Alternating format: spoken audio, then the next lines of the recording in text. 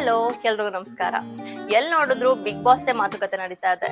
Big boss ನ ಅಭಿಮಾನಿಗಳಂತೂ ಕಾತುರತೆಯಿಂದ ಕಾಯ್ತಾ ಇದ್ದಾರೆ ಬಿಗ್ ಬಾಸ್ ಯಾವಾಗ ಶುರು ಆಗುತ್ತೆ ಅಂತ ಹೇಳಿ.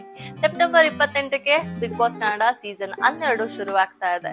ಸೊ ಇವತ್ತಿನ ಈ ನಮ್ಮ ವಿಡಿಯೋದಲ್ಲಿ ನಾವು ನೋಡೋಣ ಈ ಒಂದು ಬಿಗ್ ಬಾಸ್ ಕನ್ನಡ ಕಾರ್ಯಕ್ರಮ ಹೇಗೆ ಕೇವಲ ಮನರಂಜನೆಯನ್ನ ಮೀರಿ ಒಂದು ಸಾಂಸ್ಕೃತಿಕ ವಿದ್ಯಮಾನವಾಗಿ ಬೆಳೆದಿದೆ, ಜೊತೆಗೆ ಅದರ ಅದ್ದೂರಿ ಬಿಗ್ ಬಾಸ್ ಮನೆಯನ್ನ ಕಟ್ಟೋದಕ್ಕೆ ಎಷ್ಟು ಖರ್ಚಾಗತ್ತೆ, ಹಾಗೆ ಈ ವರ್ಷ 2025ಕ್ಕೆ ಬಿಗ್ ಬಾಸ್ ಮನೆಗೆ ಯಾರೆಲ್ಲ ಬರ್ತಿದ್ದಾರೆ, ಏನೆಲ್ಲ ವಿಶೇಷತೆಗಳಿದೆ ಅನ್ನೋ ಕುತೂಹಲಕಾರಿ ಮಾಹಿತಿಯನ್ನ ನಾನ್ ನಿಮ್ಗೆ ಈ ವಿಡಿಯೋದಲ್ಲಿ ಶೇರ್ ಮಾಡ್ತೀನಿ.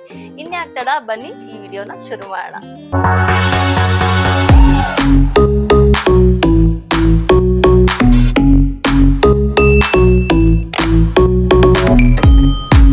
ಕಲರ್ಸ್ ಕನ್ನಡ ಹಾಗೂ ಜಿಯೋ ಸಿನಿಮಾ ಮೂಲಕ ಪ್ರಸಾರ ಆಗ್ತಾ ಇರುವಂತ ಬಿಗ್ ಬಾಸ್ ಕನ್ನಡ ಈಗಾಗಲೇ 80%ಕ್ಕೂ ಹೆಚ್ಚು ಪ್ರೇಕ್ಷಕರ ಮನೆ ತಲುಪಿದೆ ಅನ್ನೋದು ಜಿಯೋ ಸ್ಟಾರ್ ನ ಎಂಟರ್ಟೈನ್ಮೆಂಟ್ ಮುಖ್ಯಸ್ಥರಾಗಿರುವಂತ ಕೃಷ್ಣನ್ ಕುಟ್ಟಿ ಹೇಳಿರೋ ಮಾತು.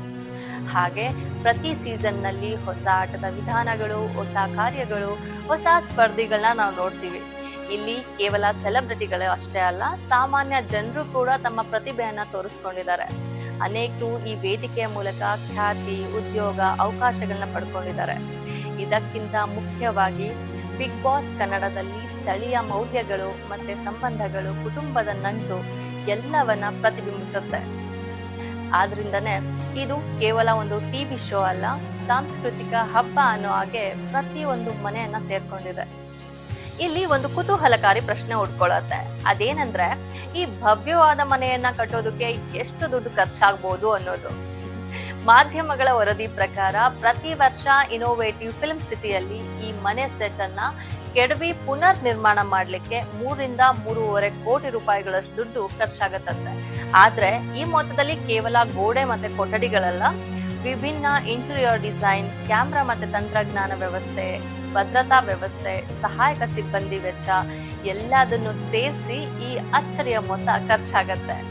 ಸುಮಾರು 500ರಿಂದ 600 ಕಾರ್ಮಿಕರು 6 ತಿಂಗಳ ಕಾಲ ನಿರಂತರವಾಗಿ ಇಲ್ಲಿ ಕೆಲಸ ಮಾಡಿ ಈ ಮನೆನ ರೆಡಿ ಮಾಡ್ತಾರೆ.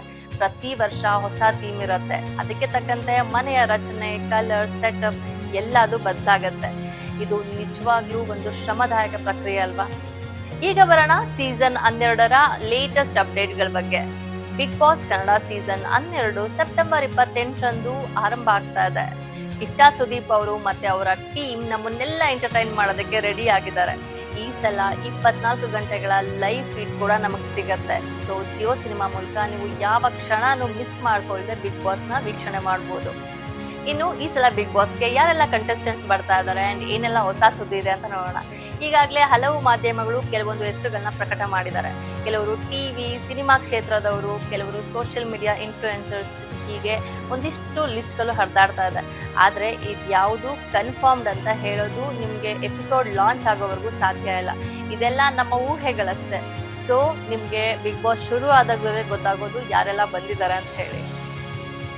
ಇನ್ನು ಕೆಲವೆಡೆ ನಮಗೆ ಬಿಗ್ ಬಾಸ್ ಮನೆ ನಿರ್ಮಾಣ ಮಾಡೋದಕ್ಕೆ ಹಾಗೂ ಬಿಗ್ ಬಾಸ್ ಶೋಗೆ 100 ಕೋಟಿಗೂ ಹೆಚ್ಚು ದುಡ್ಡು ಖರ್ಚಾಗತ್ತೆ ಅಂತ ಹೇಳಿ ಸುದ್ದಿ ಹರಿದಾಡ್ತಾ ಇದೆ. ಆದ್ರೆ ಇದು ಯಾವುದೇ ಅಫಿಷಿಯಲ್ ಸೋರ್ಸ್ ಇಂದ ಬಂದಿಲ್ಲ, ಜಸ್ಟ್ ಬಿಗ್ ಬಾಸ್ ಫ್ಯಾನ್ಸ್ ಮತ್ತೆ ಸೋಷಿಯಲ್ ಮೀಡಿಯಾ ಗಾಸಿಪ್ ಅಷ್ಟೇ. ಇದು ಕನ್ಫರ್ಮ್ ಆದ ಖರ್ಚು ಅಂದಾಜು 3ರಿಂದ 3.5 ಕೋಟಿ ರೂಪಾಯಿ. ಇನ್ನ ಕೊನೆದಾಗಿ ಹೇಳೋದಾದ್ರೆ, ಬಿಗ್ ಬಾಸ್ ಕನ್ನಡನ ನಾವು ಟಿವಿಯಲ್ಲಿ ನೋಡ್ತಾ ಇದೀವಿ ಅಂತ ಹೇಳಿದ್ರೆ ಅದರ ಹಿಂದೆ ಇರುವ ಶ್ರಮ, ಸೃಜನಶೀಲತೆ ಮತ್ತೆ ಕೋಟಿ ಕೋಟಿ ವೆಚ್ಚ ನಮ್ಗೆ ಗೊತ್ತೇ ಆಗೋದಿಲ್ಲ. ಇದೊಂದು ಶೋ ಹಿಂದೆ ಇಷ್ಟೊಂದು ಜನ ಕಷ್ಟ ಪಡ್ತಾರ, ಇಷ್ಟು ಕೆಲಸಗಳು ನಡೆಯತ್ತಾ, ಇಷ್ಟೆಲ್ಲ ದುಡ್ಡು ಖರ್ಚಾಗತ್ತಾ ಅನ್ನೋದು ಅದ್ರ ಬಗ್ಗೆ ತಿಳ್ಕೊಂಡಾಗ ನಮ್ಗೆ ಗೊತ್ತಾಗೋದು ಅಲ್ವಾ? ಇದೇ ಕಾರಣಕ್ಕೆ ಈ ಒಂದು ಬಿಗ್ ಬಾಸ್ ರಿಯಾಲಿಟಿ ಶೋ ಅಷ್ಟೇ ಅಲ್ಲ, ಇದು ನಮ್ಮ ಕಲೆ, ಮನರಂಜನೆ ಮತ್ತು ನಮ್ಮ ಸಂಸ್ಕೃತಿಯ ಅದ್ಭುತ ಮಿಶ್ರಣ. ನೀವು ಕೂಡ ಬಿಗ್ ಬಾಸ್ ನೋಡ್ತೀರಾ?